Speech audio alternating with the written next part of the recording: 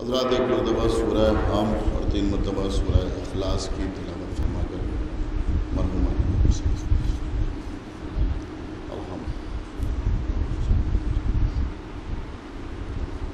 فاتحہ۔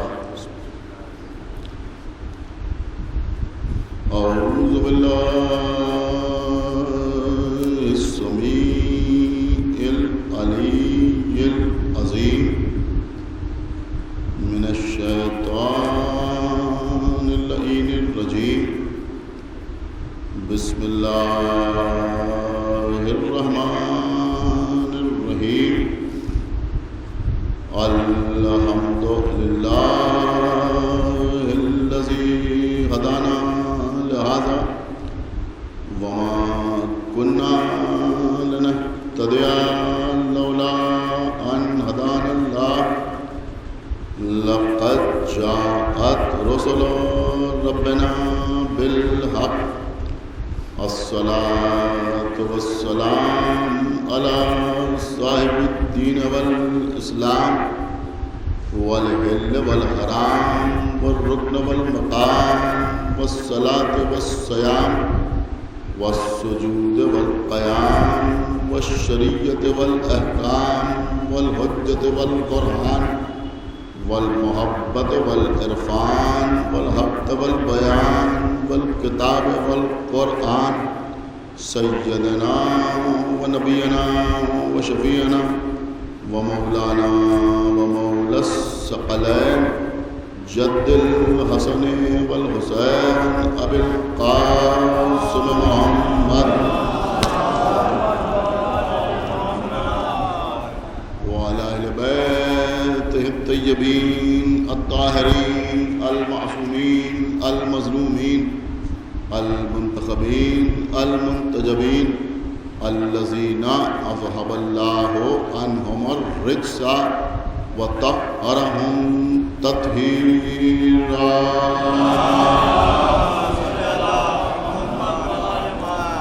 ولعنة الله على أعدائهم وقتلتهم وعاصبي حقوقهم ومنكري فضائلهم ومصائبهم أجمعين من الآن إلى يوم الدين، أما بعد فقد قال الله سبحانه تبارك وتعالى في كتابه المجيد وفرقانه الحميد وقوله الحق، بسم الله الرحمن الرحيم، الف لام میم، ذلك الكتاب لا ريب فيه هدى للمتقين الذين يؤمنون بالغيب ويقيمون الصلاة ومما رزقناهم ينفقون، صلوات اللہ۔ آپ حضرات اگر تھوڑا تھوڑا آگے تشریف لیں، قریب آ جائیں، بیچ میں خلا اچھا نہیں لگ رہا، آ جائیں قریب، ایک صلوات پر محمد۔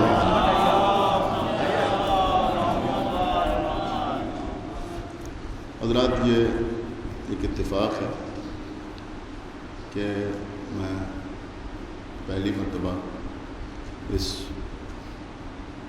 تاریخی امامباڑے میں آپ حضرات کے درمیان حاضر ہوا ہوں۔ بارے اس وقت مجلس میں ماشاءاللہ اساتذہ تشریف فرما ہیں، اہل علم فرش کی زینت بنے ہوئے ہیں، اور میرے بھائی یعنی طلاب بھی تشریف فرما ہیں۔ اپنی کم علمی کے اعتراف کے ساتھ چند باتیں آپ حضرات کی خدمت میں عرض کرنا مقصود ہے۔ حضرات میں نے سورہ بقرہ کی ابتدائی لفظوں کی تلاوت کا شرف حاصل کیا ہے۔ سب سے پہلے بسم اللہ الرحمن الرحیم کے بعد الف لام میم ہے، یہ حروف مقطعات ہیں کہ جن کے مفہوم کا علم یا اللہ کو ہے یا ان کو ہے جو راسخون فی العلم۔ اس کے بعد ارشاد ہو رہا ہے کہ ذالک الکتاب لا ریب فیہ، یہ یعنی قرآن مجید وہ کتاب ہے جس میں کوئی شک نہیں ہے، کوئی شبہ نہیں ہے، کوئی ریب نہیں۔ ہدی للمتقین، یہ متقین کے لیے، صاحبان تقوی کے لیے ہدایت ہے۔ اور ان صاحبان تقوی کی پہچان یہ بتائی جا رہی ہے کہ وہ غیب پر ایمان لانے والے ہیں، یؤمنون بالغیب، وہ غیب پر ایمان لانے والے ہیں اور نمازوں کے قائم کرنے والے ہیں۔ وَمِمَّا رَزَقْنَاهُمْ يُنْفِقُونَ، اور جو کچھ ان کو اللہ کی طرف سے رزق عطا ہوتا ہے اس میں سے انفاق کرتے ہیں، یعنی دوسروں کے درمیان اسے تقسیم کرتے ہیں۔ جو متقین ہیں وہ سخی ہوتے ہیں، بخیل نہیں ہوتے ہیں۔ صلوات پڑھیں محمد۔ عزیزوں، یہ تو آیت کا ترجمہ تھا جو میں نے آپ کے سامنے عرض کر دیا، لیکن اس وقت میں آپ کے سامنے کوئی بہت ادق قسم کا، بہت دقیق قسم کا موضوع نہیں چھڑنا چاہتا۔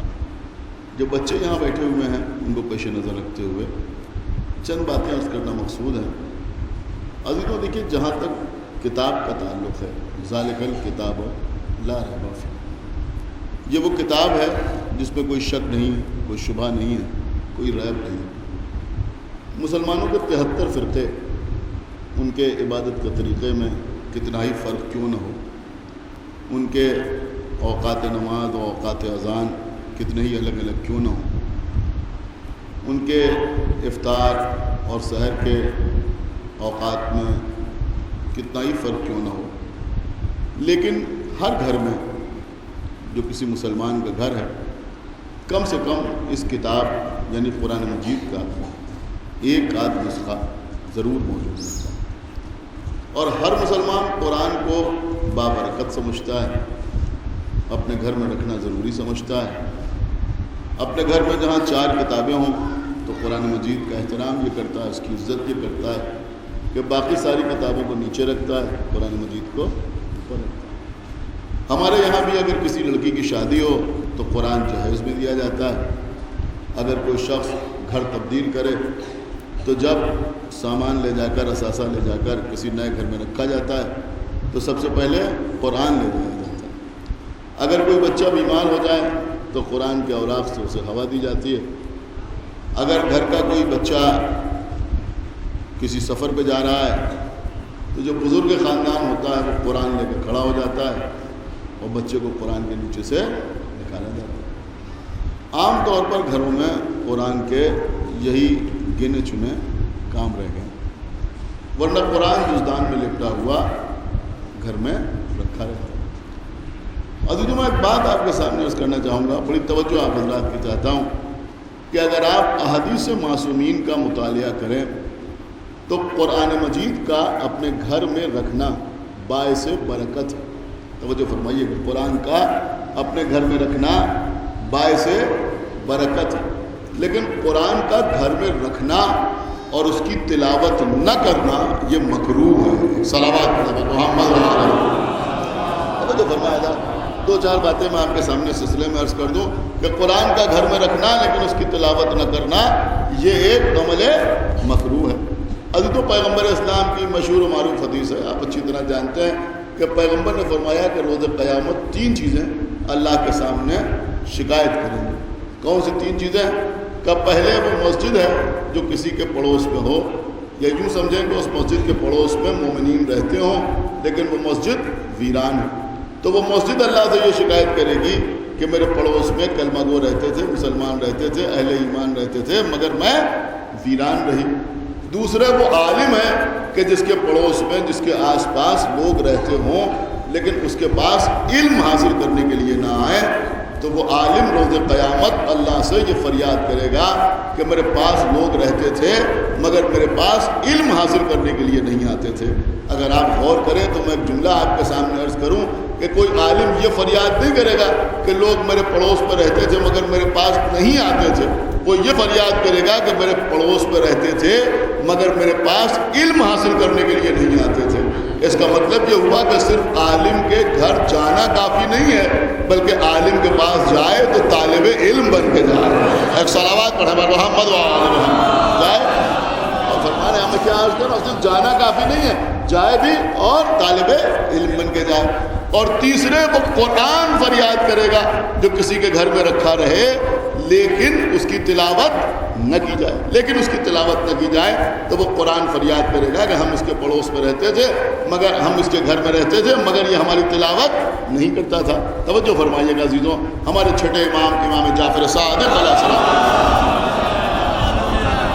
سنیے عزیزوں، ہو سکتا ہے کوئی نئی باتیں بھی آپ کے حوالے ہو جائیں کہ ہمارے چھٹے امام ارشاد فرما رہے ہیں. کتاب کا نام بھی میں آپ کے سامنے عرض کر دوں. علامہ سبطان سرسبی صاحب قبلہ کی لکھی ہوئی کتاب ہے قرآن ناطق، جس کو مصحف ناطق بھی کہتے ہیں. اس کتاب میں انہوں نے تحریر فرمایا ہے کہ وہ لکھتے ہیں کہ ہمارے چھٹے امام نے ارشاد فرمایا کہ پیغمبر اسلام کی حدیث ہے، یعنی پیغمبر کا قول ہے، پیغمبر نے ارشاد فرمایا ہے کہ شیطان پر، ابلیس پر سب سے زیادہ سخت وقت وہ ہوتا ہے. دیکھیے اب یہ جملہ آپ کے حوالے میں دیکھتا ہوں آپ اس کو کیسے محسوس کرتے ہیں کہ پیغمبر فرما رہے ہیں کہ ابلیس پر سب سے زیادہ سخت ترین وقت وہ ہوتا ہے کہ جب وہ کسی کو دیکھ کر قرآن پڑھتے ہوئے دیکھتا ہے. ایک صلوات پڑھے بر محمد و آل محمد. عزیزوں میرے خیال میں آپ نے حق نہ ادا کیا اس جملے کو سننے کا کہ پیغمبر نے یہ نہیں فرمایا کہ ابلیس پر سب سے سخت وقت وہ ہوتا ہے کہ جب وہ کسی کو قرآن پڑھتے ہوئے دیکھتا ہے، بلکہ پیغمبر نے فرمایا ایک صلوات اور پڑھا محمد و آل ایک صلوات اور پڑھنے پر محمد و آل. سنیے عزیزوں، پیغمبر اسلام یہ نہیں فرمانا ہے کہ جب وہ کسی کو قرآن پڑھتے ہوئے دیکھتا ہے تو ابلیس پریشان ہوتا ہے، بلکہ پیغمبر فرما رہے ہیں کہ ابلیس پر سب سے سخت ترین وقت وہ ہوتا ہے کہ جب وہ کسی کو دیکھ کر قرآن پڑھتے ہوئے دیکھتا ہے.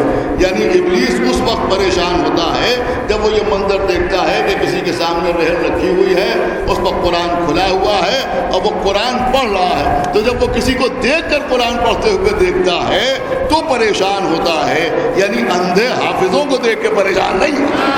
ایک صلوات پڑھے بر محمد و آل محمد. ایک صلوات اور پڑھتے بر محمد و آل محمد. دیکھیں پوری توجہ کے ساتھ آپ سماعت فرمائیں. جب میں عرض کر رہا جب وہ کسی کو دیکھ کر قرآن پڑھتے ہوئے دیکھتا ہے. اب دیکھیں عزیزوں بات ابلیس کی آ گئی ہے تو ایک دو باتیں میں آپ کے سامنے اور عرض کرتا ہوں. عزیزوں دیکھیں یہ ہماری روایت نہیں ہے بلکہ صحیح مسلم شریف میں تحریر ہے. بہت توجہ آپ حضرات کی. صحیح مسلم شریف میں تحریر ہے کہ پیغمبر اسلام نے فرمایا کہ جب مؤذن اذان دیتا ہے تو ابلیس بھاگتا ہے. کیا سن رہے ہیں آپ؟ کچھ غور کر رہے ہیں یا نہیں غور کر رہے ہیں؟ بھائی خدا کے لیے بیدار ہوئیے کہ جب مؤذن اذان دیتا ہے تو ابلیس بھاگتا ہے. اس کا مطلب یہ ہوا کہ مؤذن اذان دے رہا ہے اور ابلیس بھاگ رہا ہے. اچھا مؤذن اذان میں کہتا کیا ہے؟ کہ مؤذن اذان میں کہتا ہے اللہ اکبر. مؤذن اذان میں کہتا ہے اشہدو ان لا الہ الا اللہ. مؤذن اذان میں کہتا ہے اشہدو ان محمد رسول اللہ. آپ غور فرما رہے ہیں؟ اگر حلال زیادہ ہوتا ہے تو کہتا ہے اشہدو ان علی ولی اللہ. کیا سن رہے ہیں؟ لیکن عزیزوں ابلیس بھاگتا ہے. کیوں بھاگتا ہے؟ کہ مؤذن کہہ رہا ہے حیا علی الصلاۃ. کیا مطلب ہوا؟ کہ صلاۃ کی طرف آؤ. اس کا مطلب یہ ہوا کہ مؤذن پکار رہا ہے کہ نماز کے لیے آؤ مگر ابلیس بھاگتا ہے. تو اب اگر کوئی ابلیس کو پہچاننا چاہے تو اسی سے پہچانے کہ مؤذن کہہ رہا ہے آؤ. کیا سن رہے ہیں؟ خدا کے لیے توجہ فرمائیے. بھائی میں کیا عرض کر رہا ہوں کہ مؤذن کہہ رہا ہے آؤ اور وہ بھاگ رہا ہے. اس کا مطلب یہ ہوا کہ اگر مؤذن پکارے اور کوئی بھاگے تو وہ ابلیس ہوتا ہے. آپ نے غور کیا یا نہیں غور کیا بھائی؟ اگر مؤذن پکارے اور کوئی بھاگے تو وہ ابلیس ہوتا ہے. اب مؤذن کے لیے ضروری نہیں ہے کہ وہ معصوم ہو.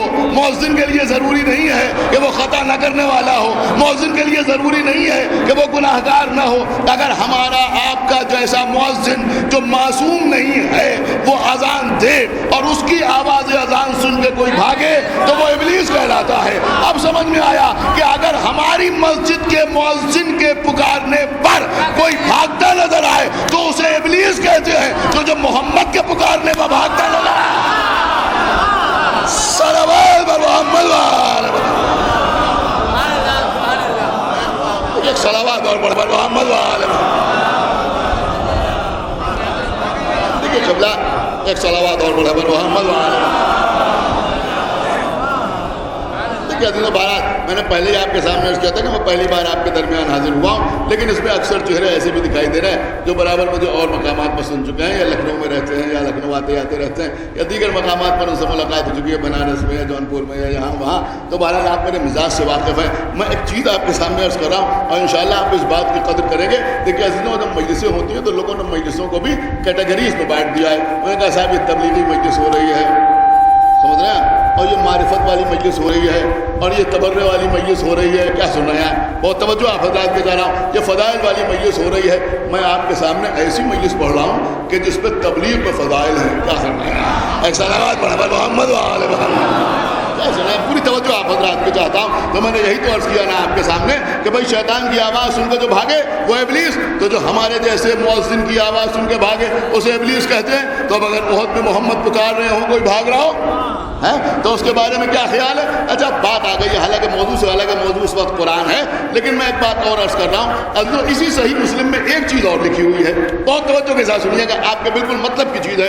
اور وہ یہ لکھا ہوا ہے کہ ابلیس یہ کہتا ہے کہ میں اس وقت اپنا منہ نوچنے لگتا ہوں. یہ بھی پیغمبر کی حدیث ہے کہ پیغمبر فرما رہے ہیں کہ ابلیس اپنا منہ نوچنے لگتا ہے جب وہ کسی کو سجدہ کرتے ہوئے دیکھتا ہے.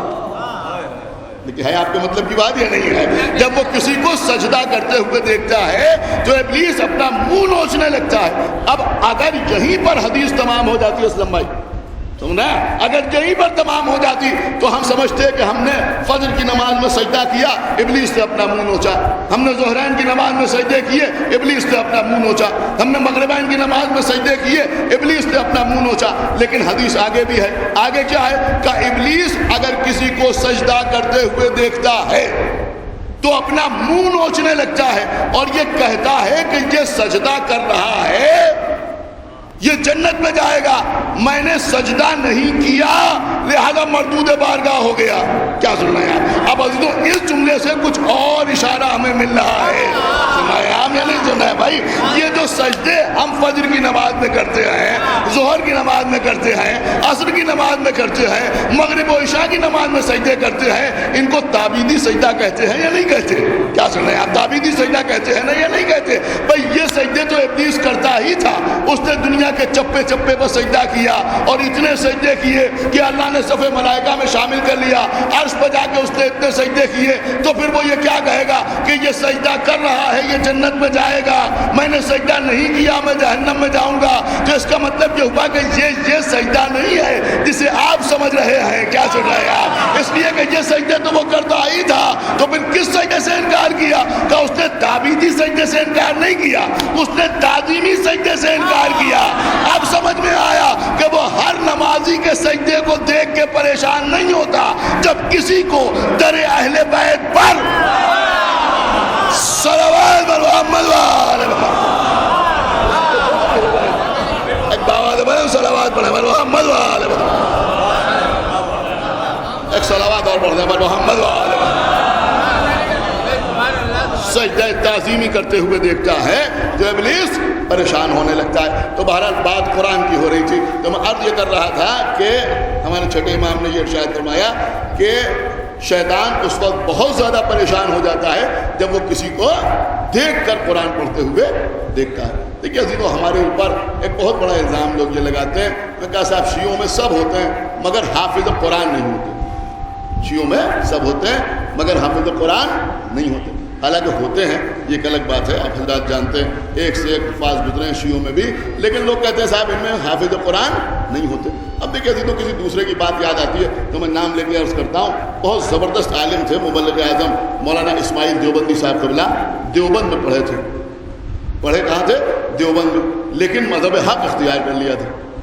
اس کا مطلب یہ ہوا کہ راہ ایمان پہ آنے کے لیے یہ ضروری نہیں ہے کہ کون کہاں سے پڑھا ہوا ہے. سمجھ رہے ہیں؟ اگر حقیقت پہ علم حاصل کر لیتا ہے تو آ جاتا ہے راہ ایمان کے اوپر. تو دیوبند سے پڑھے ہوئے تھے لیکن مبلغ اعظم کہلائے ہمارے مذہب کے، ہمارے فرقے کے. مجلس پڑھ رہے تھے، کسی نے بیچ میں کہہ دیا اسماعیل دیوبندی سے. دیکھیے اب سمجھنا آپ کا کام ہے، بیان کرنا میرا کام ہے. کسی نے کہہ دیا، اس نے کہا کہ آپ کے حافظ نہیں ہوتے، کوئی حافظ قرآن نہیں ہوتا. تو اسماعیل دیوبندی نے فوراً جواب دیا. انہوں نے کہا بھائی ٹھیک ہے، ہم یہ دعویٰ بھی نہیں کرتے کہ ہم عالم قرآن ہیں، ہمارے یہاں کوئی حافظ قرآن نہیں ہوتا. ہمارے یہاں کوئی عالم قرآن نہیں ہوتا، ہم نے تمہاری بات مان لی، لیکن ہمیں یہ بتاؤ کہ ہم میں تو کوئی حافظ قرآن نہیں ہے۔ دیکھیں اب آخری آدمی تک بولے گا جو میں عرض کروں گا، ہم میں تو کوئی حافظ قرآن نہیں ہے، لیکن جن کو ہم مانتے ہیں، خدا کے لیے بھائی بیدار ہو جائیے، کہ جن کو ہم مانتے ہیں وہ عالم قرآن تھے یا نہیں تھے، وہ حافظ قرآن تھے یا نہیں تھے، انہوں نے آغوش رسول میں قرآن پڑھا؟ کہاں پڑھا؟ کیا سنایا؟ انہوں نے ایک رکعت سے دوسرے رکعت کے درمیان قرآن تمام کیا؟ کہاں کیا؟ کیا سنایا؟ انہی کے شاگرد عبداللہ ابن عباس نے بھرے ہوئے مجمع میں یہ کہا کہ اگر میرے ناقے کی مہار گھنے جنگل میں گم ہو جائے تو میں اس قرآن سے پوچھوں گا کہ میرے ناقے کی مہار کہاں گئی؟ تو کسی نے کہا کہ جب قرآن تو سامت ہے، یہ آپ کو کیا بتائے گا کہ آپ کے ناقے کی مہار کہاں گئی؟ کہ خاموش رہو، میں نے یہ قرآن کسی ایرے غیرے سے نہیں پڑھا ہے، علی سے پڑھا ہے۔ تو انہوں نے کہا کہ بھائی ہمیں قرآن نہیں آتا، لیکن جنہیں ہم مانتے ہیں وہ عالم قرآن تھے یا نہیں تھے؟ کہ بے شک وہ عالم قرآن تھے۔ انہوں نے کہا چلو فیصلہ ہو گیا، ہمیں قرآن نہیں آتا، لیکن جن کو ہم مانتے ہیں وہ عالم قرآن تھے۔ آپ کے یہاں بچہ بچہ حافظ ہے، کیا سن رہے ہیں آپ؟ انہوں نے کہا آپ کے یہاں بچہ بچہ حافظ ہے، لیکن مانتے اسے ہیں جسے 40 سال میں سورہ بقرہ یاد نہیں ہوا۔ نہیں غور کر رہے آپ بھائی، خدا کے لیے بیدار ہوئیے، کہ ہم میں تو کوئی حافظ نہیں ہے۔ اب جملہ آپ کے حوالے عزیز و شعراء بیٹھے، یہ نقل کریں گے تو کون قدر کرے گا؟ اسماعیل دیوبندی صاحب کا جملہ بڑا خوبصورت ہے جملہ ہے، انہوں نے کہا بھائی ہم عالم قرآن نہیں ہیں، لیکن جسے ہم مانتے ہیں وہ عالم قرآن تھا۔ تمہارے یہاں بچہ بچہ عالم قرآن ہے، لیکن مانتے اسے ہو جسے 40 سال میں قرآن کا ایک سورہ یاد نہیں ہوا۔ اس کا مطلب یہ ہوا کہ ہم عالم پیر کے جاہل مرید ہیں، تم جاہل پیر کے عالم۔ صلوات محمد وآلہ بابا دے بلند صلوات پڑھے بر محمد وآلہ۔ ہم ایک صلوات اور پڑھے بر محمد وآلہ۔ بہرحال یہ ایک بالکل الگ بات ہے۔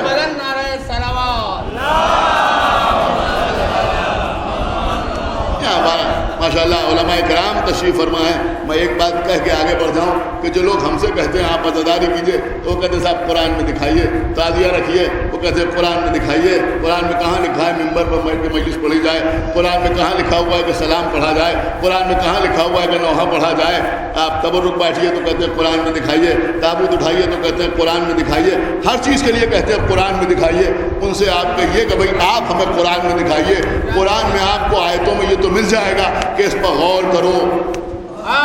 کیا سن رہے ہیں آپ؟ قرآن کے بارے میں فکر کرو، تفکر کرو، تدبر کرو۔ قرآن کی ایک اتنی سی آیت دکھا دیجئے جس پہ لکھا ہو کہ اسے رٹ ڈالو۔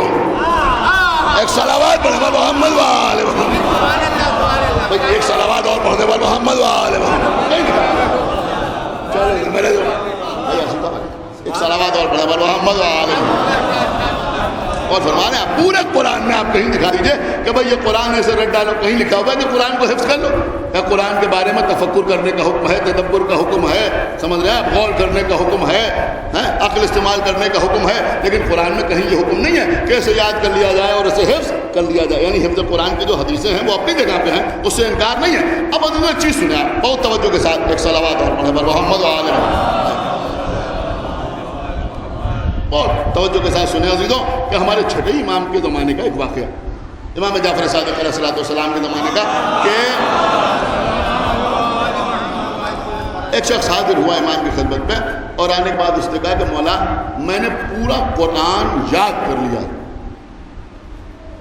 کہ عزیزوں یہ تو آپ کی مجلس میں آپ مانیں گے کہ بچوں کے لیے کافی پیغامات ہیں اس مجلس میں جو میں عرض کر رہا ہوں، کہ امام کی خدمت میں آیا اور آنے کے بعد اس نے کہا مولا میں نے پورا قرآن یاد کر لیا، یاد کر لیا، حفظ کر لیا پورا قرآن۔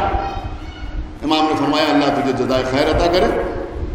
اس نے کہا مولا آپ یہ بتائیں قرآن میں نے یاد تو کر لیا، لیکن اب جب قرآن یاد ہو گیا تو میں قرآن دیکھ کے پڑھوں یا بغیر دیکھے پڑھوں؟ پورا قرآن یاد ہو گیا، اب میں قرآن دیکھ کے پڑھوں یا بغیر دیکھے پڑھوں؟ تو امام نے فرمایا کہ دیکھ کے پڑھو۔ لیکن یہاں پر وہ بھی مسئلہ نہیں ہے کہ بغیر دیکھے پڑھو گے تو غلطی ہو جائے گی، اس لیے کہ جب وہ امام سے کہہ رہا ہے کہ میں نے یاد کر لیا، تو اگر صحیح یاد نہ کیا ہوتا تو امام کہہ دیتے کہ یاد نہیں کیا تو نے۔ آپ غور کر رہے ہیں؟ تیرے یاد کرنے میں نقص ہے، غلطی ہے، لیکن وہ کہہ رہا ہے میں نے یاد کر لیا. امام نے کہا اللہ تجھے جزائے خیر عطا کرے. تو اس نے کہا مولا مگر میں دیکھ کے پڑھوں یا بغیر دیکھ کے پڑھوں؟ یعنی یاد کرنے کے باوجود میں قرآن دیکھ کے پڑھوں یا بغیر دیکھے پڑھوں؟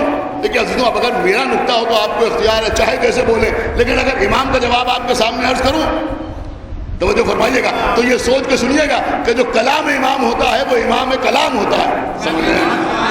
جو کلام کا امام ہوتا ہے تو امام کا کلام میں آپ کے سامنے عرض کر رہا ہوں. امام سے وہ پوچھ رہا ہے مولا دیکھ کے پڑھوں یا بغیر دیکھ کے پڑھوں؟ تو امام نے فرمایا کہ تو قرآن کو دیکھ کر پڑھ، یاد کر لیا ہے مگر دیکھ کے پڑھ. اس نے کہا مولا دیکھ کے کیوں پڑھوں؟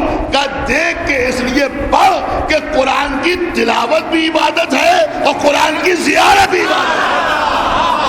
صلوات محمد وآلہ محمد، صلوات محمد وآلہ. ایک صلوات اور پڑھے محمد وآلہ. دیکھیے عزیزوں، اب ہو سکتا ہے کسی کی سمجھ میں نہ آئے. آپ جانتے ہیں نا کہ قرآن کا مسئلہ یہ ہے کہ قرآن پر عمل کرنا بھی عبادت ہے، قرآن کی تلاوت بھی عبادت ہے. میں فضائل قرآن ہی پڑھ رہا ہوں نا آپ کے سامنے.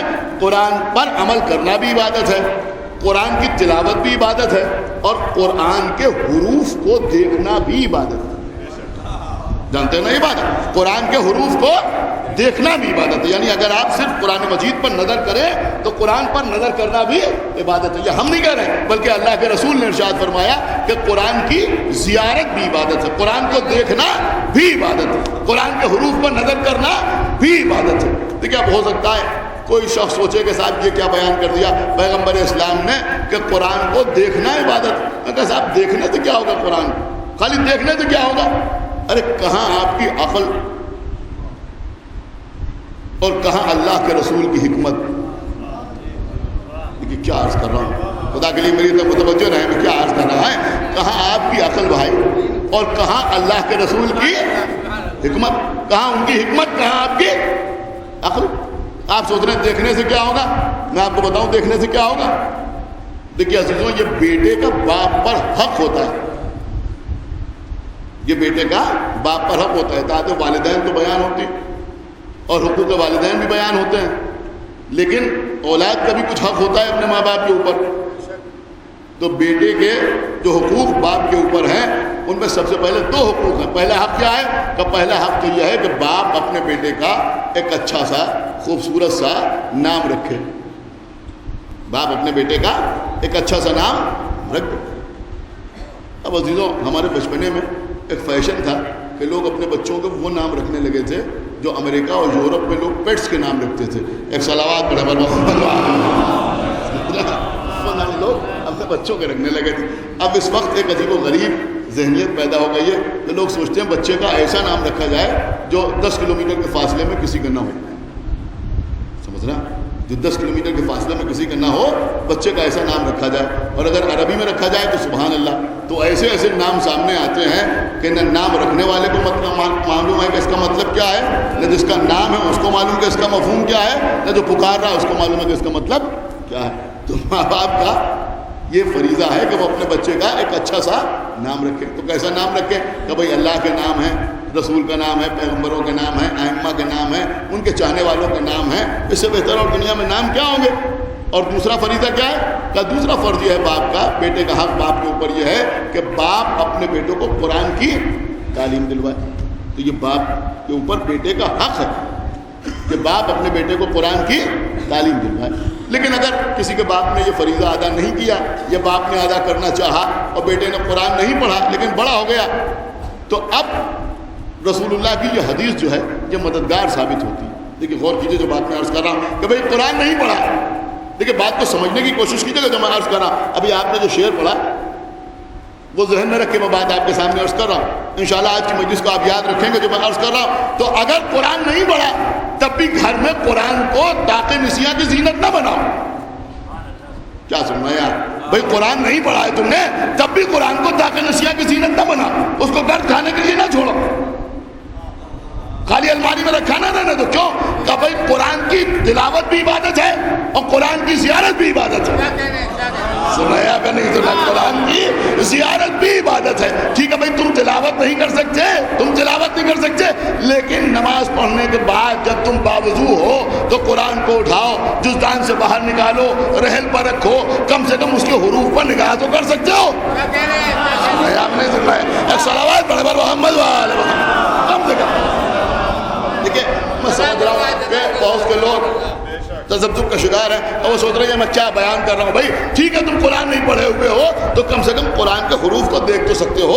قرآن کے حروف کو دیکھو، صبح اٹھو، نماز پڑھو، نماز پڑھنے کے بعد قرآن کو سامنے رکھو، پہلے ورق کو دیکھو، دوسرے ورق کو دیکھو، تیسرے ورق کو دیکھو، چوتھے ورق کو دیکھو، جہاں تک دیکھ سکو صلوات پڑھتے رہو، قرآن کو دیکھتے رہو. قرآن کا دیکھنا بھی عبادت ہے. اب ہو سکتا ہے کوئی کہے کہ صاحب خالی دیکھتے رہنے سے زندگی بھر کیا ہوگا؟ دیکھیے آپ کیا جانے کہ پیغمبر کی حکمت کیا ہے اس حدیث میں. ایک بار کر کے تو دیکھیے. ایک صلوات پڑھے محمد وآل محمد.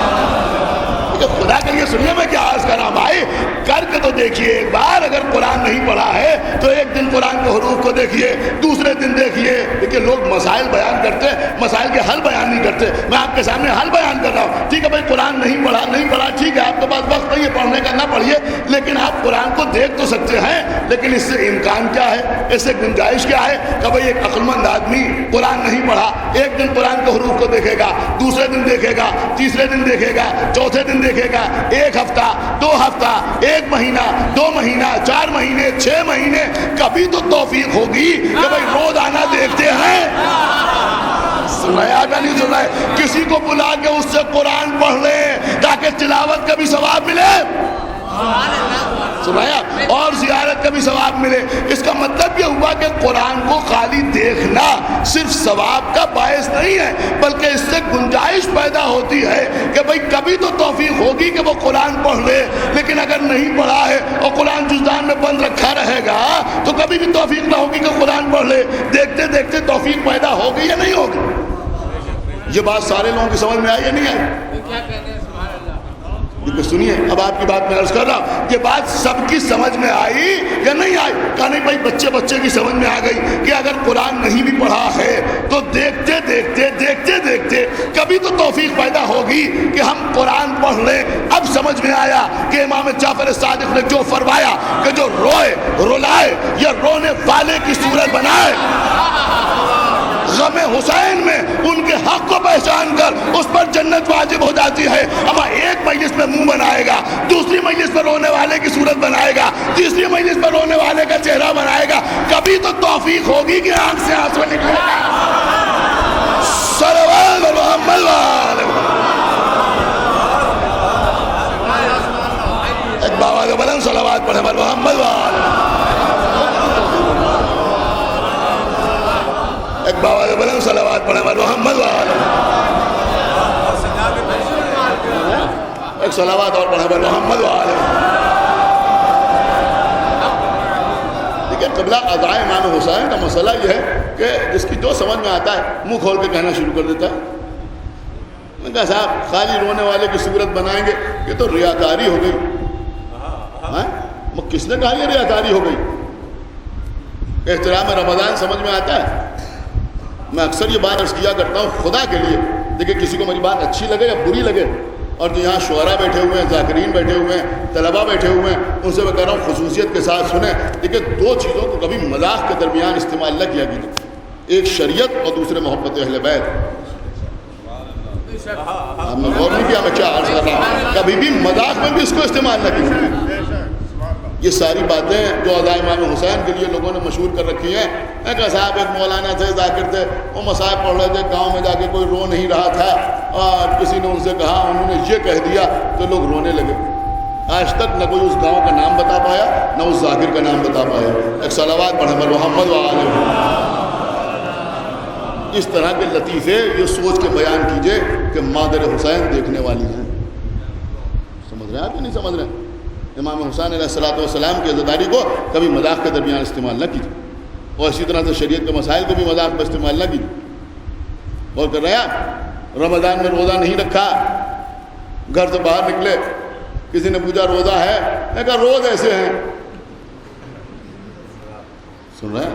جو مذاق میں استعمال نہ کیجیے. اللہ کہہ رہا کتب علیکم الصیام، تمہارے اوپر روزے فرض کر دیے گئے ہیں، تمہارے اوپر روزے لکھ دیے گئے،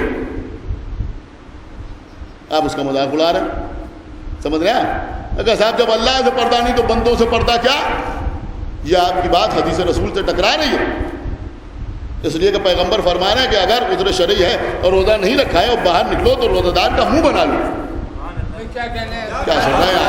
خدا کے لیے توجہ فرمائیے کہ روزہ دار کا منہ بنا لو، نہیں توجہ فرمائیے آپ نے بھائی، اور روزہ دار کا منہ بنا لو۔ اگر روزہ نہیں رکھا ہے تو ضروری نہیں ہے کہ پان کھا کے گھر سے باہر نکلے، منہ میں پان مسالہ لگ کے باہر نکلے، سگریٹ پیتے ہوئے باہر نکلے، کیوں؟ اگر جب اللہ سے پردہ نہیں تو بندوں سے کیا پردہ؟ نہیں، یہ بات نہیں ہے، یہ احترام ہے رمضان۔ بات سمجھ رہے ہیں آپ یا نہیں سمجھ رہے ہیں؟ میں کیا عرض کرا، یہ احترام رمضان ہے، تو یہ احترام رمضان ہے کہ تم روزہ دار کا منہ بناؤ، اور یہ احترام اعضا ہے کہ عزادار کا منہ بناؤ۔ صلوات بر محمد و آل محمد، احترام ہے، یہ احترام اعضا ہے۔ اللہ جانے جو باتیں میں کہہ رہا ہوں مجھے کہنا چاہیے یا نہیں کہنا چاہیے، لیکن عزیزوں دل پہ چوٹ لگتی ہے تو میں آپ کے سامنے عرض کرتا ہوں کہ یہ عزا امام حسین علیہ الصلوۃ والسلام، عزیزوں اگر احترام ہمارے درمیان سے ختم ہو گیا تو آپ سمجھیں کچھ نہ بچے گا۔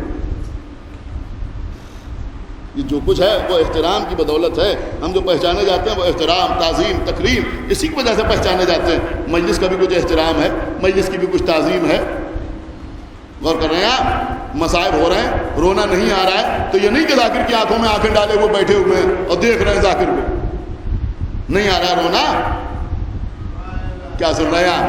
نہیں آ رہا ہے رونا، بات وہی ہے نا، نہیں آتا قرآن پڑھنا، ایک صلوات پڑھیں محمد و آل محمد، بات نہیں سمجھ آ رہی ہے؟ نہیں آتا قرآن پڑھنا تو کم سے کم قرآن کے حروف پر نظر کرو، نہیں آ رہا ہے رونا تو کم سے کم عزادار کی رونے والے کی صورت بناؤ۔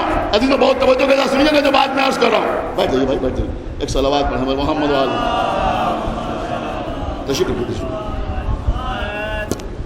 آپ سنیں تو اگر رونا نہیں آ رہا ہے تو عزادار کی صورت بناؤ۔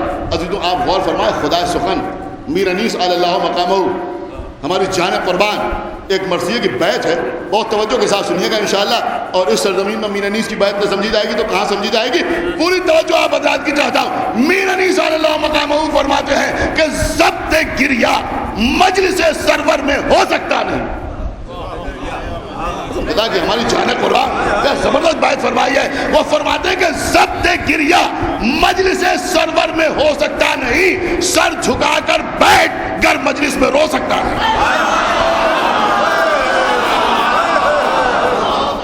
صلوات بر محمد و آل محمد۔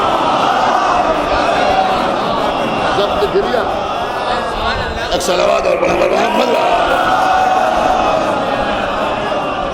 ضبط گریہ مجلس سرور میں ہو سکتا نہیں، اور سر جھکا کر بیٹھ گر مجلس پر رو سکتا نہیں۔ تو عزیزوں میں عرض یہ کر رہا تھا کہ صرف قرآن کی تلاوت عبادت نہیں ہے بلکہ قرآن کی زیارت بھی عبادت ہے۔ پیغمبر اسلام نے فرمایا ہے کہ زینوا مجالسکم بذکر علی بن ابی طالب، زینت دو اپنی مجلسوں کو ذکر علی سے۔ لہذا ایک دو باتیں آپ کے سامنے عرض کر کے مجلس کو تمام کر دوں۔ عزیزوں کائنات میں تین ہی چیزیں ہیں جن کی طرف دیکھنا عبادت ہے۔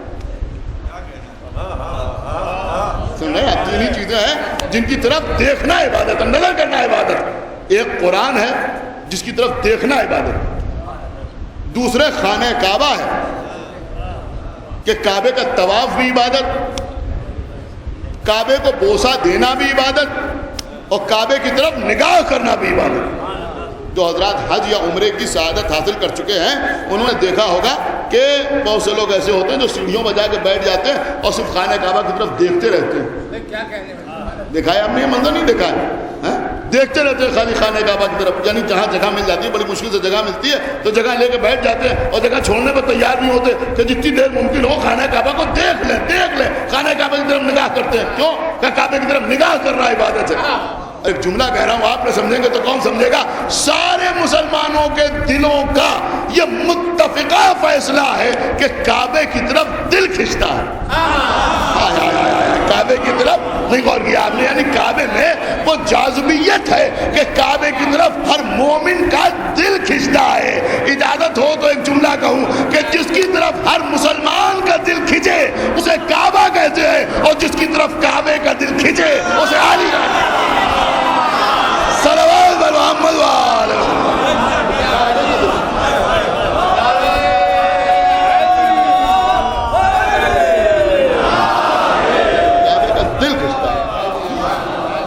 ایک کعبہ ہے جس کی طرف دیکھنا عبادت، ایک قرآن ہے جس کی طرف دیکھنا عبادت، تو تیسری چیز کیا ہے کہ پیغمبر نے فرمایا کہ نظر الی وجہ علی کی عبادت، علی کے چہرے پر نگاہ کرنا عبادت.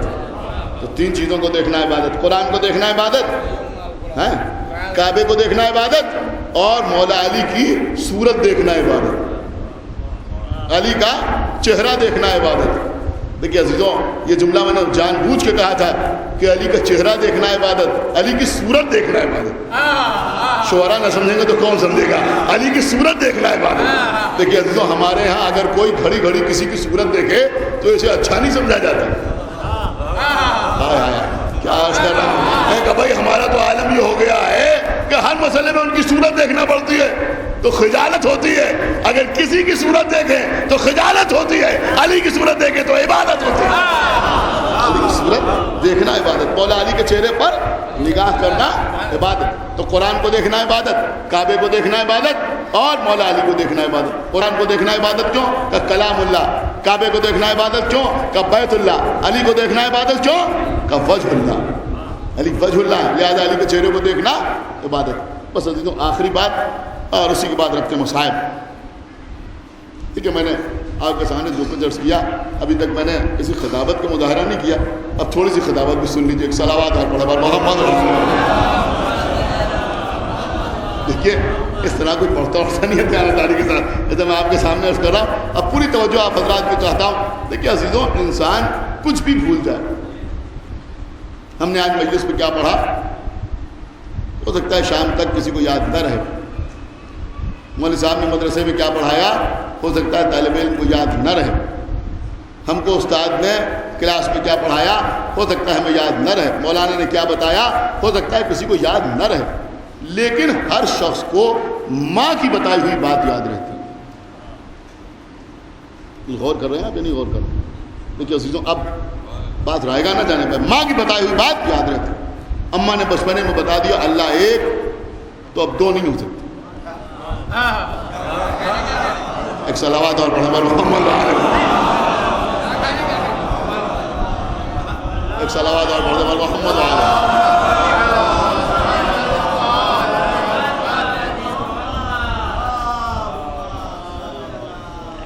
سن رہے ہیں؟ ماں نے بتا دیا پنجتن 5، ماں نے بتایا امام 12، ماں نے بتایا کہ معصوم 14. تو اب ہم کسی کو 13واں امام نہیں مان سکتے، کسی کو 15واں معصوم تسلیم نہیں کر سکتے. کیا سننا ہے؟ ہم غور کر رہے ہیں یا نہیں غور کر رہے ہیں؟ ہم کسی کو 15واں معصوم نہیں مان سکتے، کسی کو 13واں امام نہیں مان سکتے. کیوں؟ کہ ماں نے بچپنے میں بتایا کہ امام 12 ہیں. وہ ساری حدیثیں، وہ ساری باتیں اپنی جگہ پہ ہیں، لیکن آپ مجھے بتائیے کہ کتنے لوگ ایسے ہیں کہ جن کی نظر میں وہ حدیثیں ہوں، ماں کے کہنے ہی پتو. ماں نے بتا دیا کہ امام 12 ہیں تو امام 12 ہے. ماں نے کہہ دیا معصوم 14 تو معصوم 14. اور ایک جملہ کہوں گا عزیزوں، چونکہ بہرحال ایک مومنہ کے اشارے ثواب کی مجلس ہے، یہاں یہ جملہ نہ کہا جائے گا تو کہاں جائے گا، کہاں کہا جائے گا کہ یہ بھی اللہ کے رحمان و رحیم ہونے کا ثبوت ہے کہ جب انسان قبر میں جاتا ہے تو اس سے وہ نہیں پوچھا جاتا جو مولوی صاحب نے بتایا ہے، وہ پوچھا جاتا ہے جو ماں نے بتایا ہے. صلوات بر محمد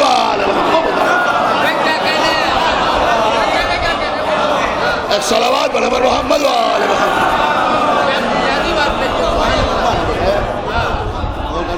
جو کچھ قبر میں پوچھیں گے منکر نکیر وہ سب ماں ہی تو بتاتی ہے. تیرا قبلہ کیا ہے، تیری کتاب کیا ہے، یہ سب ماں ہی نے تو بتایا. تو قبر میں وہ پوچھا جائے گا جو ماں نے بتایا. کیوں؟ کہ انسان ماں کی بتائی ہوئی بات نہیں بھولتا. بس عزیزوں دامن وقت میں زیادہ گنجائش نہیں ہے کہ میں بات کو تمام کر رہا ہوں کہ جو ماں بتاتی ہے وہ آدمی نہیں بھولتا. عزیزوں اتفاق سے یہ حدیث جو ہے کہ علی کے چہرے پر نگاہ کرنا عبادت ہے. سمجھ رہے ہیں آپ؟ یہ اور بھی بہت سے راستوں سے، بہت سے وسیلوں سے، بہت سے حوالوں سے ہم تک آئی ہے، لیکن ہمارے علاوہ بقیہ سارے مسلمانوں کے لیے یہ حدیث اس لیے بھی حجت ہے کہ اس حدیث کو مسلمانوں کی اماں نے بیان کیا. کیا سمجھ رہے ہیں بھائی؟ ایک صلوات پڑھے محمد وآلہ محمد. نہیں غور کیا؟ ایک صلوات اور پڑھے محمد وآلہ محمد. کس نے بیان کیا؟ دیکھیے عزیزوں اب میں کیا کروں، میں نے آپ کے سامنے بہت سوچ سمجھ کے ترجمہ عرض کیا کہ اس حدیث کو مسلمانوں کی اماں نے بیان کیا. اب نام لینے کی ضرورت نہیں. آپ مجھ سے بہت بہتر طریقے سے جانتے ہیں کہ اگر یہ کہا جائے کہ مسلمانوں کی ماں تو لوگوں کا ذہن کہاں پہنچتا ہے. تھی تو رسول کی بہت سی ازواج، لیکن جن پر سب سے زیادہ زور دیا جاتا ہے انہوں نے بیان کیا اور حدیث کو بیان بھی کیا بڑے عجیب و غریب انداز سے. بس حدیث سن لیجیے، مجلس کو تمام کر دوں. وہ یہ کہتی ہیں کہ ایک دن گھر میں میں بیٹھی ہوئی تھی اور میرے پاس مولا علی بھی بیٹھے ہوئے تھے. دیکھیے مسلمانوں کی ماں یہ بیان کر رہی ہے. کون بیان کر رہا ہے؟ مسلمانوں کی ماں یہ بیان کر رہی ہے. میں گھر میں بیٹھی ہوئی تھی اور مولا علی بھی بیٹھے ہوئے تھے. یہ کہتی ہے کہ میرے ابا گھر میں آئے. اب میں کیا عرض کروں عزیزو، روایت پہ تو نام بھی ہیں لیکن بڑا عجیب و غریب معاملہ ہے کہ کوئی لکھ دے تو کوئی نہیں بگڑتا اور اگر ہم پڑھ دیں تو لوگ بگڑ جاتے ہیں. لہذا ہم آپ کے سامنے عرض کر رہے ہیں کہ لکھا تو نام ہے، ابا ابا نہیں لکھا ہے، کہیں نام ماں لکھا ہے، نام لکھے ہیں. لیکن میں آپ کے سامنے عرض کر رہا ہوں کہ یہ بیان کر رہی ہے کہ میں گھر میں تھی اور مولا علی پاس سے بیٹھے ہوئے تھے اور یہ کہتی ہے میرے ابا گھر میں آئے. میرے ابا گھر میں آئے. یہ کہتی ہے جب میرے ابا گھر میں آئے تو باتیں مجھ سے کر رہے تھے.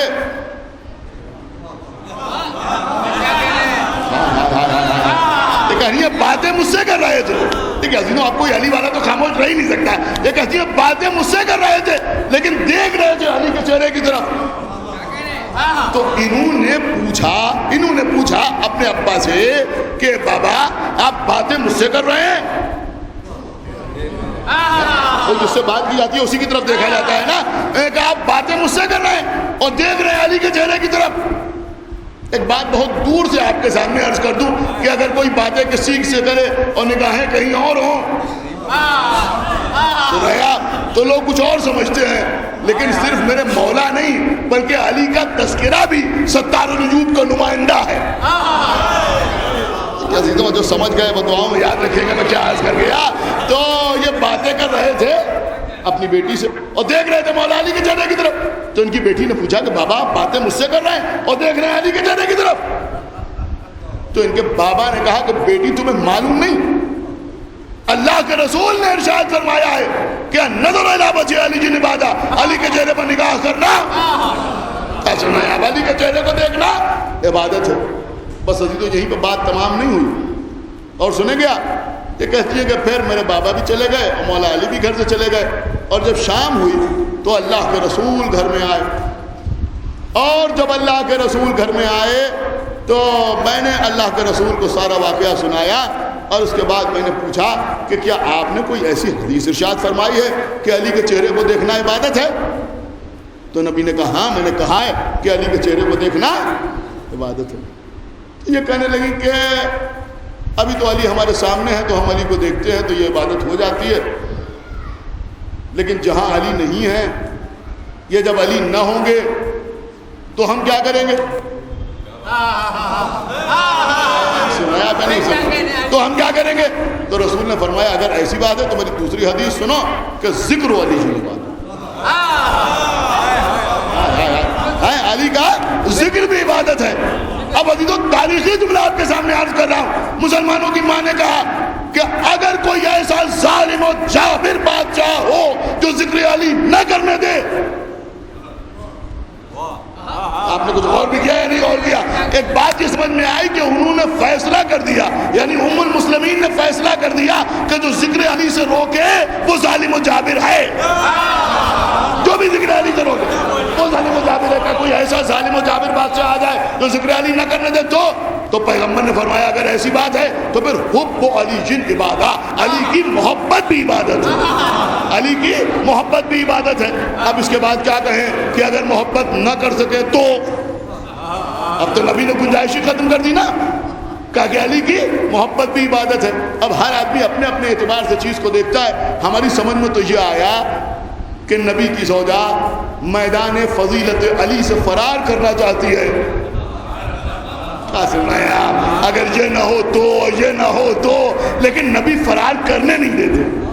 تو اگر نہ دیکھ سکو تو ذکر عبادت ہے، ذکر نہ ہو سکے تو محبت عبادت ہے. سمجھ رہے ہیں؟ عزیزو یہاں پر واقعہ تمام ہو گیا، یہاں پر واقعہ تمام ہو گیا. لیکن اب مجھ سے ایک بات سنیے آپ، اگر میں یہ واقعہ آپ کے سامنے ایک بار جلدی جلدی پھر پڑھ دوں تو کوئی حرج تو نہیں ہے؟ مسلمانوں کی ماں یہ بیان کرتی ہیں کہ مولا علی میرے پاس بیٹھے ہوئے تھے اور میرے ابا گھر میں آئے، باتیں مجھ سے کر رہے تھے، دیکھ رہے تھے علی کے چہرے کی طرف. میں نے پوچھا بابا ایسا کیوں ہے؟ کہ ایسا اس لیے ہے کہ علی کے چہرے پر نگاہ کرنا عبادت ہے، پیغمبر نے یہ ارشاد فرمایا ہے. یہ کہتی ہے کہ پھر میرے بابا بھی چلے گئے، مولا علی بھی چلے گئے. شام کو جب اللہ کے رسول گھر میں آئے تو میں نے پوچھا کہ کیا آپ نے کوئی ایسی حدیث ارشاد فرمائی ہے کہ علی کے چہرے کو دیکھنا عبادت ہے؟ تو نبی نے فرمایا کہ ہاں، میں نے کہا ہے کہ علی کے چہرے کو دیکھنا عبادت ہے. اب دیکھیے تو پورے احترام و تعظیم و تکریم کے ساتھ میں عرض کر رہا ہوں تاکہ کسی سننے والے کی دل شکنی نہ ہو، یعنی جو بیٹھے ہیں وہ بھی اور جہاں تک آواز جاری ہے وہاں بھی اگر کوئی سن رہا ہے تو کسی کی دل شکنی نہ ہو. لہذا پورے احترام کے ساتھ میں آپ کے سامنے عرض کر رہا ہوں. اور چونکہ شعراء بھی بیٹھے ہوئے ہیں لہذا میں یہ عرض کر دوں کہ ابھی شعراء نے اپنا کلام پیش کیا. جب شعراء کلام پیش کرتے ہیں تو کبھی سلام پڑھتے ہیں، کبھی قصیدہ پڑھتے ہیں، کبھی نظم پڑھتے ہیں، کبھی ربائی پڑھتے ہیں. سمجھ رہے ہیں؟ مختلف چیزیں پڑھتے ہیں. کبھی کبھی مسدس بھی پڑھا جاتا ہے، اور عام طور پہ جو مرثیہ پڑھا جاتا ہے وہ بھی مسدس کی شکل میں ہوتا ہے. تو جب کوئی مرثیہ خان یا مرثیہ گو مرثیہ پیش کرتا ہے یا کوئی شاعر مسدس پڑھتا ہے تو آپ نے اکثر سنا ہوگا یہ سب الفاظ ایسے ہیں جو کانوں میں پڑے رہتے ہیں، چاہے نوجوانوں کو اس کے معنی نہ بھی معلوم ہو لیکن یہ الفاظ پڑے رہتے ہیں اکثر کانوں میں کہ شاعر کہتا ہے کہ ذرا مصروں کی ترقی ملاحظہ فرمائیے گا. کہتے ہیں یا نہیں کہتے؟ ہوتا ہے نا؟ میں نے کہا صاحب مصروں کی ترقی ملاحظہ فرمائیے گا. تو ایک مصرع دوسرا اس سے بہتر، تیسرا اس سے بہتر، چوتھا اس سے بہتر، اور اس کے بعد پھر بیت پڑھی جاتی ہے.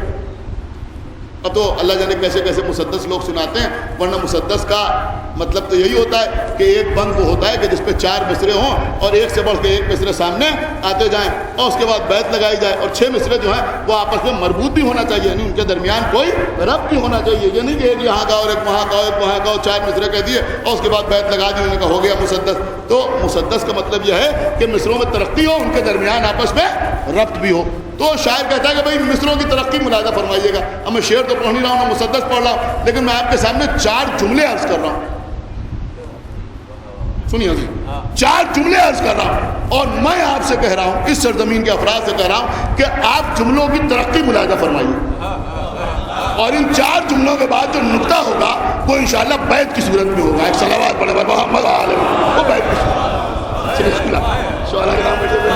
آپ حضرات کی خدمت میں جسارت ہے کہ اس طرح کی گفتگو میں کروں، لیکن سنیے عزیزوں، اب 4 جملے ملاحظہ فرمائیے.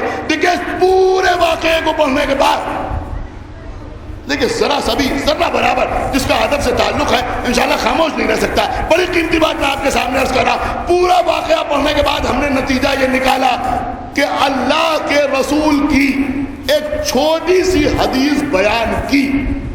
کس نے کس سے؟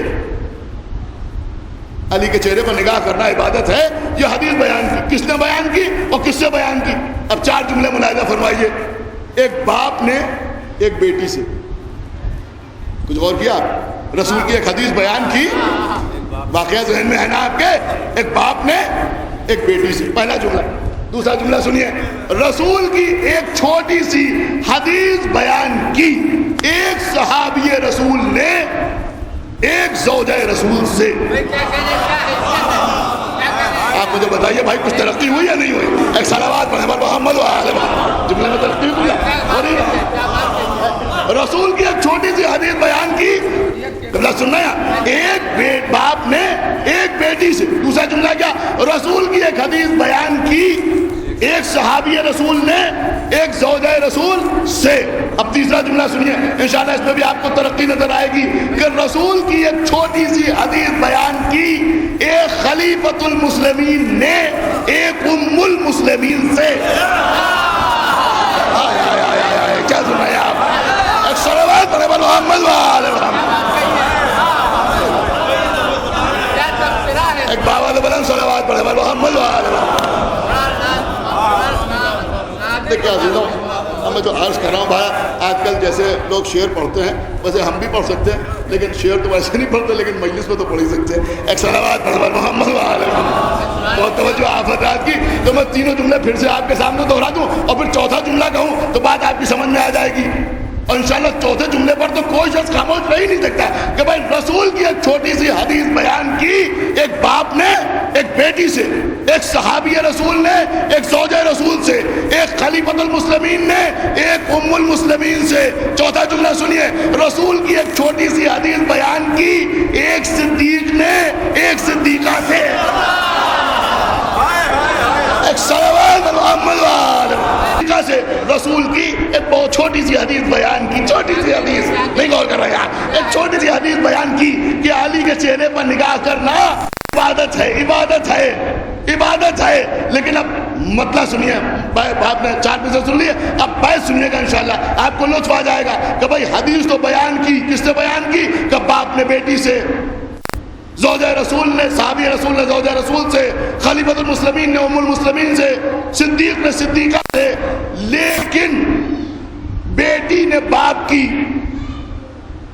کیا سننا ہے، بیٹی نے باپ کی، زوجہ رسول نے صحابی رسول کی، ام المسلمین نے خلیفۃ المسلمین کی، صدیقہ نے صدیق کی بیان کی ہوئی حدیث پر اس وقت تک یقین نہیں کیا جب تک رسول سے پوچھ کے تسلی نہ کرے۔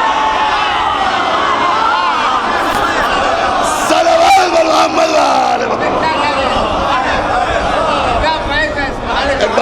صلوات محمد جب تک ایک صلوات اور محمد جب تک رسول سے پوچھ کے تسلی نہ کر لی۔ اب یہ جملہ آپ کے حوالے یہی مرحومہ کے لیے بہترین نثار ثواب ہوگا کہ بھائی اب تو دنیا کی سمجھ میں آ جائے کہ جب ان کی بیان کی ہوئی حدیث پر خود ان کی بیٹی یقین نہیں کرتی تو محمد کی بیٹی کیا یقین؟ صلوات محمد محمد کی بیٹی کیا ہے؟ اب اگر بی بی فاطمہ زہرا کے سامنے یہ رسول کی کوئی حدیث بیان کرے اور بی بی فاطمہ زہرا اس کے مقابلے پر قرآن بیان کرے تو اب یہ فیصلہ تو حسبنا کتاب اللہ کہنے والے کریں کہ وہ حدیث کی طرف رہیں گے یا قرآن کی طرف رہیں گے اگر آمنے سامنے آ جائے۔ بس ایک مومنہ کے اشارے ثواب کی مجلس ہے، خداوند عالم مرحومہ کے درجات عالی کرے، بہترین شاعر بھی ہیں اور ہمارے دوست بھی ہیں جناب عرشی واسطی صاحب، ان کے بھائی ہمارے حسن میاں، خداوند عالم شمس الحسن صاحب، ہمارے احمد الحسن صاحب اور دیگر برادران، خداوند عالم ان کے توفیقات میں بھی اضافہ فرمائے کہ وہ زیادہ سے زیادہ ایصال ثواب کریں مرحومہ کے لیے اور ان کو صبر جمیل عطا فرمائے پروردگار۔ عزیزوں، بی بی فاطمہ زہرا یہ مہینہ جن سے منسوب ہے، جو مصائب بی بی کو، مصائب تو ایک طرف ہیں، قسم خدا کی ایک مطلع ہے شہید محسن نقوی کا، زندگی بھر رونے کے لیے کافی ہے کہ وہ فرماتے ہیں کہ اس قوم کے رونے کو یہی بات بڑی ہے، زہرا بھرے دربار میں حق مانگو۔ یہ کوئی معمولی مسئلہ نہیں ہے کہ بی بی زہرا دربار میں اپنا حق مانگنے کے لیے۔ میں مصائب کا آغاز کر چکا ہوں، لیکن میں ایک بات آپ کے سامنے کہوں گا ضرور، اور اگر آپ حضرات بھی اپنے تجربات پر غور کریں تو میری بات کی تصدیق کریں گے کہ آپ ساری دنیا میں تجزیہ کر لیجئے، جتنے لوگ مسلمان ہیں مگر شیعہ نہیں ہیں اور وہ اپنا مسلک چھوڑ کر ہمارے مسلک پر ہو جاتے ہیں، ملت جعفریہ کا حصہ بن جاتے ہیں، کہ یوں کہتے ہیں کہ شیعہ ہو جاتے ہیں، اگر آپ ایک ریسرچ کریں اور اس طرح کے لوگوں سے پوچھیں تو ان میں کی اکثریت آپ کو یہی جواب دے گی کہ جب ہم نے یہ پڑھا یا جب ہم نے یہ سنا کہ رسول کی بیٹی اپنا حق مانگتی رہی اور اس کو اس کا حق نہیں دیا گیا تو پھر ہم سوچنے میں مجبور ہوئے اور پھر ہم نے تحقیق کی اور پھر ہم نے اپنے آبائی مذہب کو چھوڑ دیا اور اس مذہب کو مذہب حق کو اختیار کر لیا۔ اب سمجھے آپ، یہ بی بی زہرا صرف فدق مانگنے کے لیے نہیں جا رہی ہیں، بلکہ یہ قیامت تک آنے والوں کے لیے ایک تبلیغ کا ذریعہ ہے کہ رسول کی بیٹی دربار میں اپنا حق مانگ رہی۔ ہاں عزیزوں، بعض روایات میں ملتا ہے کہ جب بی بی دربار میں پہنچی ہیں اور ایک ستون خاص کے قریب پہنچی تو بی بی پر گریا طاری ہو گئی، آنکھوں سے آنسو بہنے لگے۔ کنیزوں نے آگے پڑھ کے پوچھا، بی بی آپ رو رہی ہیں؟ اے بی بی ابھی تو آپ نے اپنا دعویٰ بھی پیش نہیں کیا، اے بی بی ابھی تو آپ کو آپ کے حق سے محروم بھی نہیں کیا گیا، اے بی بی آپ رو کیوں رہی ہیں؟ آپ کے معلوم میں کیا فرمایا؟ فرمایا میں اس بات پر رو رہی ہوں کہ زمانہ کتنا بدل گیا۔ جب میں اپنے بابا کی حیات میں اس مسجد میں آتی تھی اور ستون خاص کے قریب آتی تھی تو میرا بابا منبر سے نیچے آ جاتا تھا کہ میری پارے جگر آ رہی ہے، میرے دل کا ٹکڑا آ رہا ہے، میری زہرا آ رہی ہے، میری فاطمہ آ رہی ہے۔ اور آج کوئی چھوٹی سی حدیث نہیں غور کر رہا، ایک چھوٹی سی حدیث بیان کی کہ علی کے چہرے پر نگاہ کرنا عبادت ہے، عبادت ہے، عبادت ہے۔ لیکن اب مطلب سنیے، آپ نے 4 میں سے سن لیے، اب بیت سنیے گا انشاءاللہ، آپ کو لطف آ جائے گا کہ بھائی حدیث تو بیان کی، کس نے بیان کی؟ کہ باپ نے بیٹی سے، زوجہ رسول نے، صحابی رسول نے زوجہ رسول سے، خلیفۃ المسلمین نے ام المسلمین سے، صدیق نے صدیقہ سے، لیکن بیٹی نے باپ کی، کیا سننا ہے؟ بیٹی نے باپ کی، زوجہ رسول نے صحابی رسول کی، ام المسلمین نے خلیفۃ المسلمین کی، صدیقہ نے صدیق کی بیان کی ہوئی حدیث پر اس وقت تک یقین نہیں کیا جب تک رسول سے پوچھ کے تسلی نہ کرے۔ صلوات محمد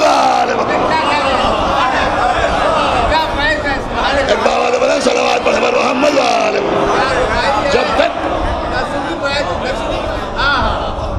جب تک رسول سے پوچھ کے تسلی نہ کر لی۔ اب یہ جملہ آپ کے حوالے یہی مرحومہ کے لیے بہترین نثار ثواب ہوگا کہ بھائی اب تو دنیا کی سمجھ میں آ جائے کہ جب ان کی بیان کی ہوئی حدیث پر خود ان کی بیٹی یقین نہیں کرتی تو محمد کی بیٹی کیا یقین؟ محمد کی بیٹی کیا یقین؟ اب اگر بی بی فاطمہ زہرا کے سامنے یہ رسول بابو سعد کے سامنے جب نوجوان پہنچے، جن کے ساتھ پنجاب میں رہنے والے نوجوان چھوٹے چھوٹے لڑکے قریب 18 سال تو ہم نے دیکھا بابی تلوار سے ماتم کر رہے تھے، زنجیر سے ماتم کر رہے تھے، کے سامنے جا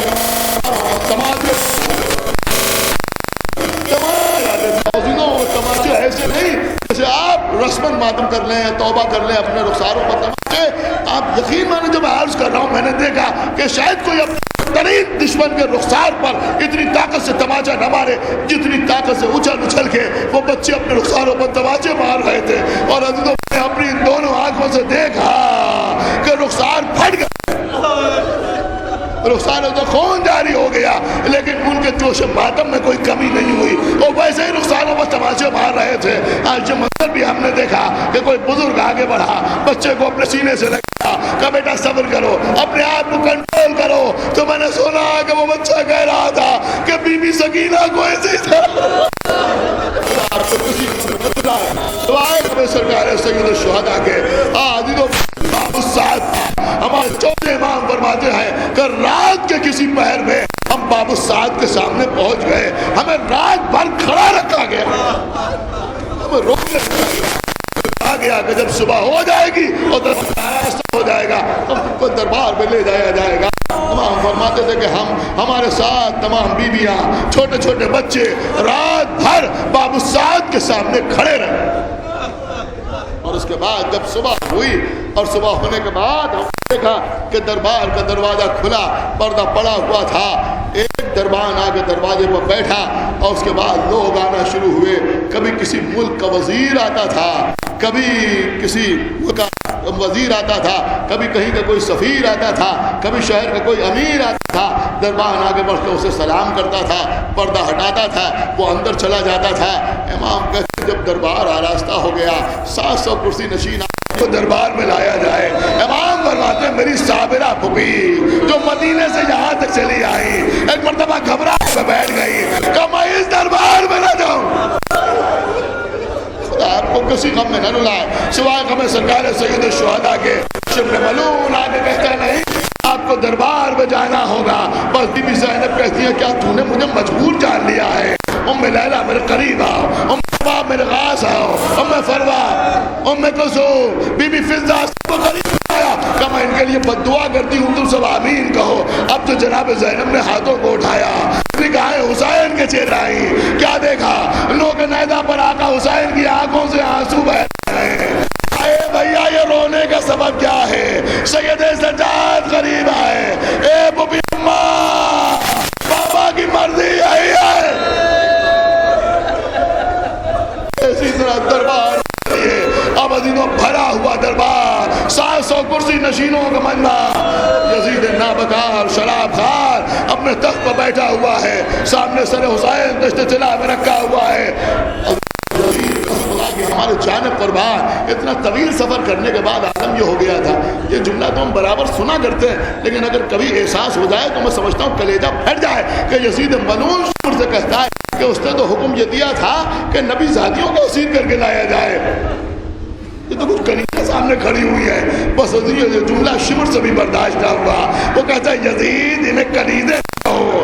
اب عزیزوں وہ خانوادہ جس کا تعارف اللہ عرش پہ کراتا ہے اپنے عزت و جلال کی قسم کھا کے وہاں پر تعارف کرایا جا رہا ہے. وہ کہہ رہا ہے یہ ام لیلہ ہیں، یہ ام رباب ہیں، عزت دار گھرانے کے لوگ بیٹھے ہیں. یہ ام رباب ہیں، یہ سکینہ ہیں، یہ رقیہ ہیں.